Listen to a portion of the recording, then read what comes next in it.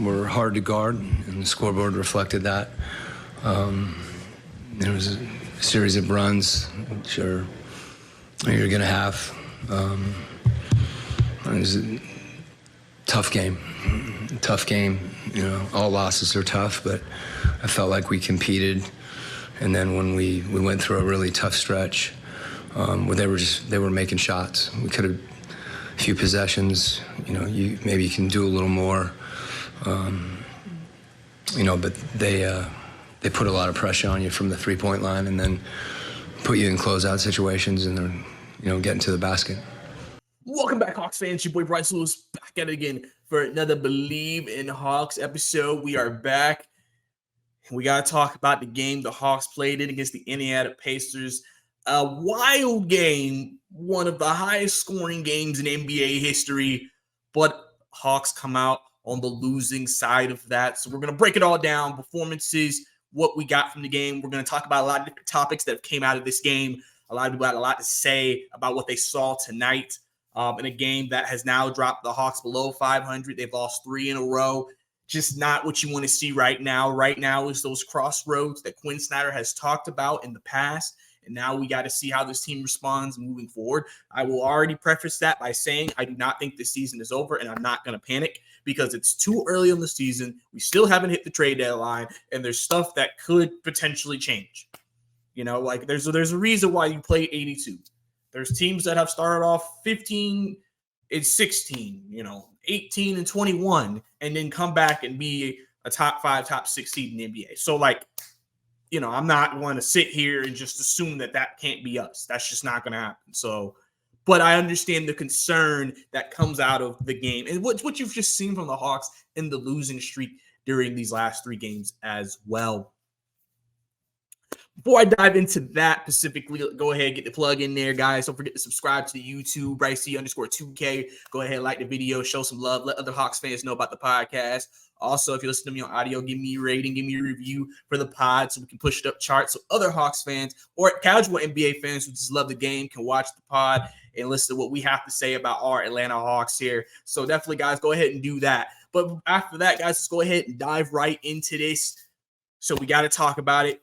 Hawks, like I said, 157-152 victory over the Pacers. Let me get the stats out for y'all real quick. So, listen. Like I said, this wasn't ideal. This was not an ideal loss. This also eliminates the Hawks from the in-season tournament. They are done. They're not making it because they've lost this game. So, in-season tournament hopes are done. That's been killed by losing this kind of game. Again, not ideal. I know they said they wanted to try to compete in the in-season tournament. Wasn't able to. You know, sucks, but that's just how the cookie crumbles. So, yeah. So, if you talk about the Hawks, on the Hawks side of things, Trae Young with 38 tonight had his best game of the season. 13 of 17, 5 threes tonight, 7 to 8 from the free throw line. I mean, he was great. I mean, he was fantastic. I mean, he was the Trae Young that we've been wanting him to be this season, that we've been frustrated that we haven't gotten this season. And tonight he was that Trae Young. And so you hate losing a kind of game like that when your star finally gets back on track. He looked confident tonight. He looked like the old Trae Young, and that's what the Hawks needed to just even have a chance. He made big shots late to keep the Hawks in the game, and he also clamped up Tyrese Halliburton in the final possession of the game as well. So he stepped up on both ends of the ball, had a stretch also in the fourth quarter, had a charge, got a stop. He was doing a lot of things to keep this team in winning position to be able to win this game. DeJounte Murray had 28 tonight. So overall, your backcourt had 66 points tonight. 66 points tonight. That's what your backcourt had combined. That's what we've been wanting to see as well from this backcourt. 66 points. Still wasn't enough to win this game. Jalen Johnson had a pretty solid game for the most part. 17, 7, and 6. Pretty much giving you Jalen Johnson numbers. You're getting what you expect from Jalen Johnson on a nightly basis. So, good game from him tonight. Clint Capella, 14 points, 5 rebounds. Actually, pretty much, he only played 19 minutes in this game, and that was just because of the pace of the game. These Pacer games, man, y'all got to understand. This team scores 120 30 a night. They're the 7-second Suns right now. They're just going to score regardless of who you are. What your hope is that you got to get stops and then you score on them because they're not a good defensive team. And Clint Capella took advantage of that in the first half. He had a lot of his points in the first half. The second half really didn't play because of the speed of the game, the pace of the game just was not going to be good for a guy like a Clint Capella. Bay with 12 and 10 had a decent game tonight. Bogey was hot in that first half, had 26 in the game. He was big for the team off the bench. Kongu with 7 and 6. Wesley Matthews with 3 points tonight. And notice I mentioned someone in particular. Got to break it down for y'all. DeAndre Hunter. Let's talk about DeAndre Hunter, everybody. So I think a lot of people on Twitter were kind of realizing this and talking about this and saying, this is the kind of game that makes you realize, these back and forth, high scoring affairs that we saw tonight, almost like an NBA All-Star game. You saw that is not Hunter's element. He is not this is a game where you need shooters, you need dunkers, you need cutters, you need guys who are just going to jack stuff up and try every offensive skill play in the book in these types of performances. Hunter is more of a methodical guy, and so a game like this probably wasn't good for him as well, unless he just happened to be hot, which he was not tonight. And ever since he injured his finger, I forgot which game it was, but he injured his finger, his shooting has gone downhill. And this 3-game losing streak, he has not been good. I mean, that's just as simple as I can put it to you. And ever since the injury, he hasn't been that great. I think he's only had one decent game since that injury that he had. And I know a lot of people were saying we need a new small forward. I know a lot of people look at this as a make or break year for him under Quinn Snyder, seeing, okay, well, new coach. Let's see how he responds. Let's see how he does in a new system of new coaching. And it looked like during the win streak, especially, it was working. It looked like DeAndre Hunter was finding his rhythm within this team. The Hawks were winning because, obviously Hunter's giving you 18, 16 points a night. And then DeJounte give you 20, Trey give you 20, Jalen Johnson give you 17, Clint can give you 10. Your starting lineup now is giving you like 70 points, 60 points. And it just from, and then the bench hasn't even gotten their scoring in there yet. But what you've seen is now it's just the shot's not there. He's not making those shots. And he's also not taking a lot of shots. I've noticed that I feel like his shots in a game haven't been like he's taken like 15. He's taken like tonight he took 7 shots tonight. In a game that was like that against the Pacers, and you only took 7 shots. Now, Bay took 7 shots, but he was more effective because he had 10 rebounds, 2 assists, and 12 points. Hunter at 7, 4, and 1. Bay played more minutes than Hunter tonight. Bay was more effective with the same amount of shots than Hunter was. They were basically ending the game with Jalen Johnson at center. And you had Bay out there, you had Bogey out there, you had Trey out there, you had DeJounte out there, which I understand why he went to that lineup, because it was like, listen, I need 5 guys who can score the ball. I mean, at the end of the day, this is like the first game you can maybe say Quinn Snyder said, Hunter ain't got it. I need scores. I need people who got a shot right now, and it's not him. And so obviously he rotated him in there for defense and stuff like that, but like you pretty much saw what he did at the end of the game for the most part in this type of a situation. Like I said, this is that type of game where you really is like the way we're playing with this pace, we got to take guys like Capella out and stuff like that because they can't play with this type of pace. But Hunter just, I think, has really made a lot of people firmly dig into that belief that he is not it and that we need to move off of him, which is something that I have mentioned in terms of I think that Hunter will probably be mentioned in trade talks again. I never said that I didn't think Hunter wouldn't. I said that I want to see what he looks like under Quinn Snyder before I make any judgments, but I would not be surprised if he is mentioned in trade. Because I literally said, if Hunter struggles, he's going to be mentioned in trade talks. The Hawks are going to entertain trading him. just because I think naturally because you have available options out there like Pascal Siakam that you could pursue. So he's naturally going to be in those trade talks. He'll probably be in any trade talk to be honest with you, that you try to make. And I think this is that type of game that like I said, people have dug in and now believe like, yeah, I don't think DeAndre Hunter is it. I never thought DeAndre Hunter was it, and he needs to be traded from the team tomorrow. That's how some people feel. And that's fair. Like I said, he has not been great during this last 3 games. This 3-game losing streak has not been great. I mean, it hasn't been. It hasn't been. The Hawks have not played well. He has not played well. He's kind of that sore thumb who stands out in that box score because you're seeing him in single digits and you're like, man, it feels like some of these games you're seeing Trey, DeJounte, Jalen, and then you ain't really getting that much offensive support. You can't have 2 starters who aren't giving you anything offensively. You can maybe have 1, maybe, but you can't have 2. If you have 2, you're gonna lose, and that's what the Hawks are doing. You get in single digits. If you get in single digits from Capella and Hunter, Bogey got to do what he got to do. They got to play the way he's playing, or they have to make up for them, and that's a problem. That's as simple as I can put it to you. Like I said, this game was so wild and different and unique tonight. You know, it's kind of like, you know, and like I've said, Pacers, they score. I made a tweet at half. It was like when we were up like 13. And I said, listen, the Hawks are shooting so hot right now, they're going to cool down. So to beat a team like Indiana with the type of offensive firepower that they have, you have to play defense and hope that can keep them in check enough and you can get enough offense still in the second half to win this game. What happened in that third quarter was the Hawks did not keep the offense going, and Tyrese Halliburton just went completely bonkers and got them back in the game and took the lead. They were up 13 at some one point.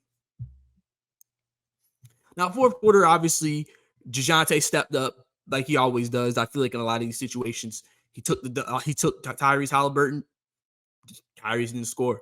Like I said, Trey locked him up and ended the game. But the Hawks still couldn't win. Buddy Hield went crazy. Smith went crazy. You know?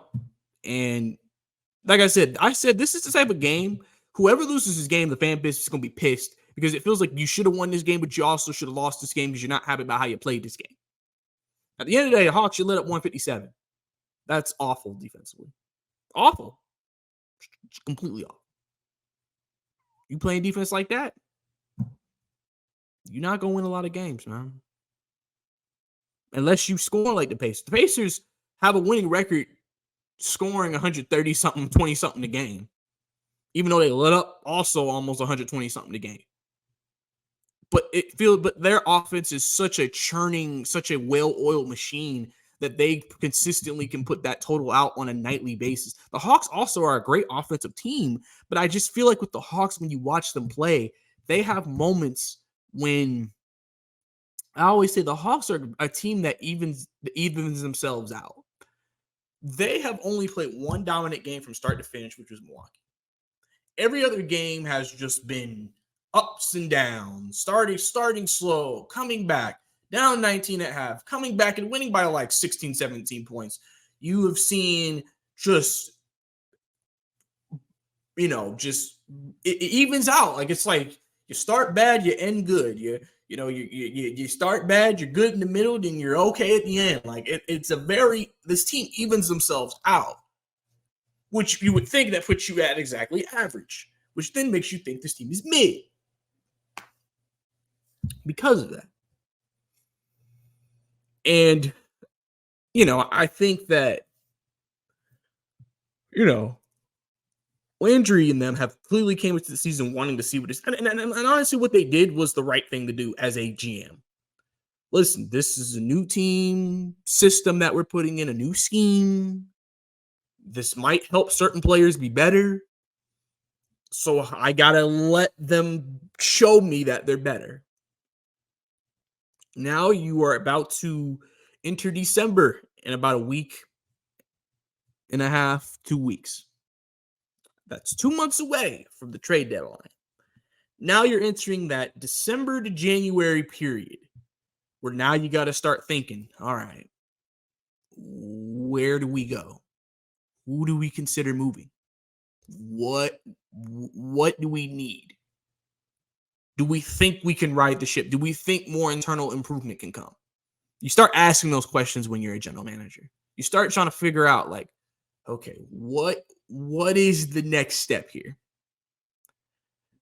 Like I said, do not be surprised if Hunter's back in trade talks. I would not be surprised if the Pascal Siakam trade talks revive. Wouldn't be surprised if maybe another person's name comes into the picture. Because, like I said, losing a game like this tonight, and a game that you really needed. The Hawks are 2-5 at home this year, which traditionally with this team, they've been better at home and not as good on the road, but it's been switched this year. They're better on the road this year. They've won 4 games on the road. They've only won 2 games at home, which, I mean, I don't know how to take that, but that it's not ideal that you're also 0-3 in your City Edition uniforms. So they clearly don't have the MLK effect.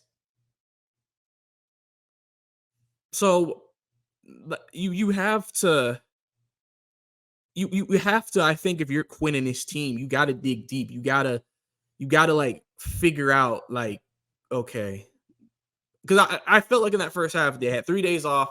I'm sure they worked on some things. They were able to have time, because you always hear it all the time. You don't really have a chance to work on things when the season starts because you're playing every other night a lot of the time or doing back-to-backs.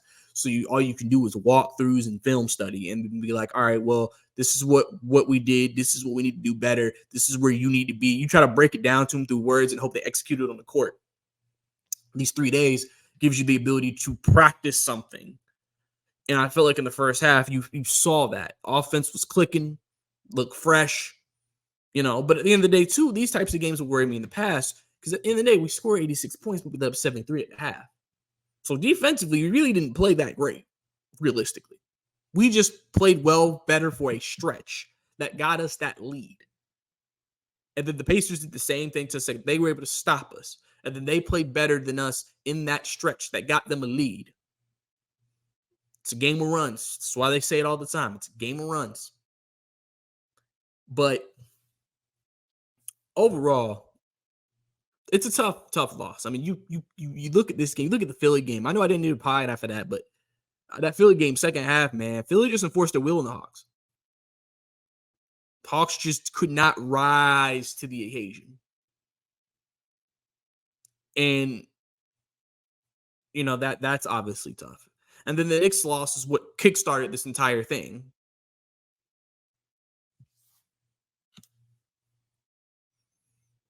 So it's been tough, like, for the Hawks. You haven't gotten what you thought you were going to get, especially, like I said, during that win streak. You felt like, okay, you're finding something that can work. And now you're not. Now you're Quinn. You got to, like, really dig deep with this team, and you got to really think, okay, what's hurting us? What needs to change? What do we need to tweak? Because it's like what the Warriors are going through. Steph Curry said it about the Warriors losing streak. He said, listen, when you losing this many games, man, something's wrong. Something's not right. Something got to be fixed. You lose 6-7 in a row, something's wrong. You tell me we can't break this streak in the last 6-7 games, maybe potentially 2 weeks. Right now, the Hawks haven't won a game since last Wednesday. Since last Tuesday when they beat Detroit Tuesday. They lost Wednesday to the Knicks. So they don't play again till, I Bleav. Actually, shoot. I'm saying that. They actually play tomorrow against Brooklyn. So they got to turn right around tomorrow and play the Brooklyn Nets. and then you got the Wizards, and then you got Boston, Cleveland, and San Antonio, Milwaukee. So you kind of have a couple of easy games, quote unquote, but then you got some really powerhouse teams coming in here right now, and you're not playing your best basketball. You just need better from Hunter. I know people are still talking about Wesley Matthews playing over AJ. I mean, I've gave my take on that. I just think that Quinn feels like what they need from that ninth guy, Wesley does a better job of than AJ right now, which probably is more leaning towards defense. Because AJ is a better offensive player than him. And I mean, realistically, we've been complaining about it, but like Wesley Matthews hasn't played bad. Like it's not one of those things where it's like when Solo or like certain or like when what's the game? What's that boy name? Timmy. What's that boy name? Was it THC? I forgot. Wait, it's not like him where it's like he in the game, you're like, oh God, we're a negative now in the court. Wesley Matthews has actually played like well in the minutes he's given. He plays defense, he hits a couple of threes, he does literally what Quinn wants from that spot. I mean, I don't know what you want. That's really all AJ has the ability to do is catch and shoot threes, and then if he can play some defense, that's it. Because I feel like AJ, for him to have them games that we think he can have, he has to get the ball more in his hands.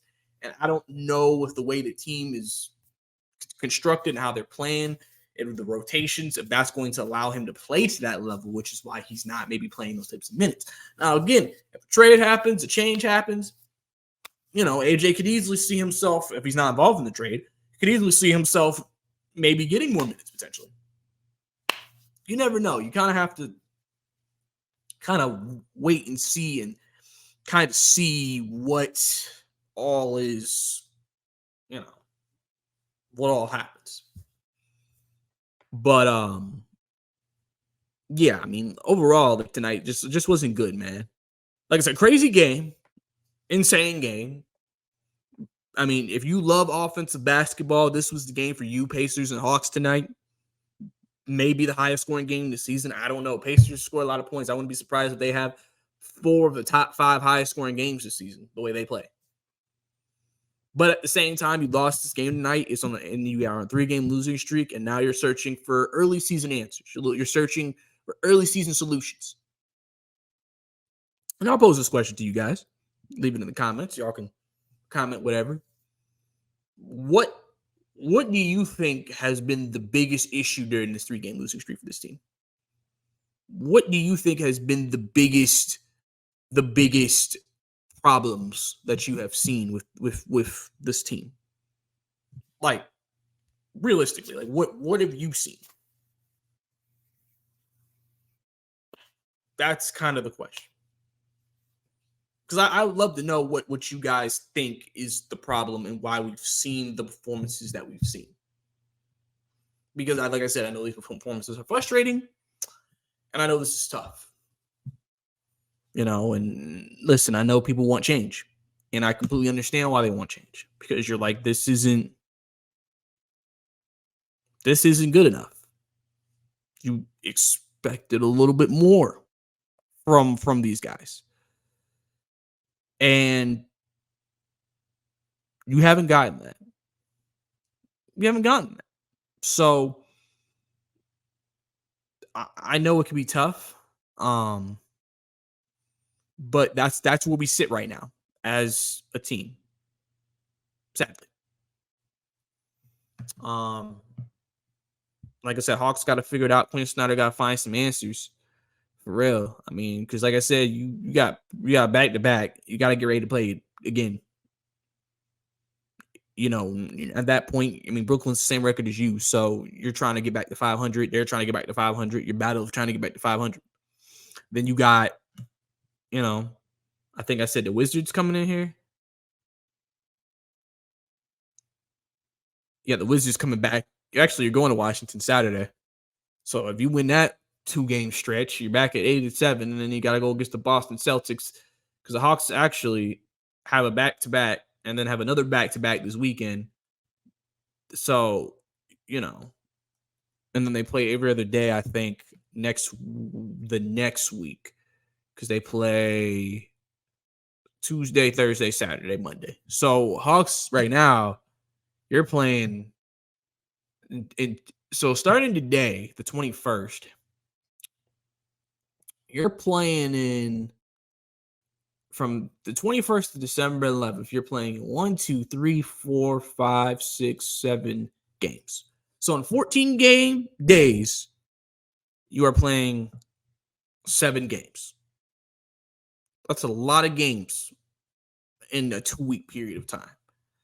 So, I mean, I always feel like it's inevitable when you play that type of stretch that you're going to have that game where you got tired legs because you're just playing so many games in that stretch. So, Hawks got to really dig deep and figure out what they need to do to bounce back. Because, listen, if it's as simple as it gets. If they don't bounce back, I mean, changes are going to be made. People are going to be traded.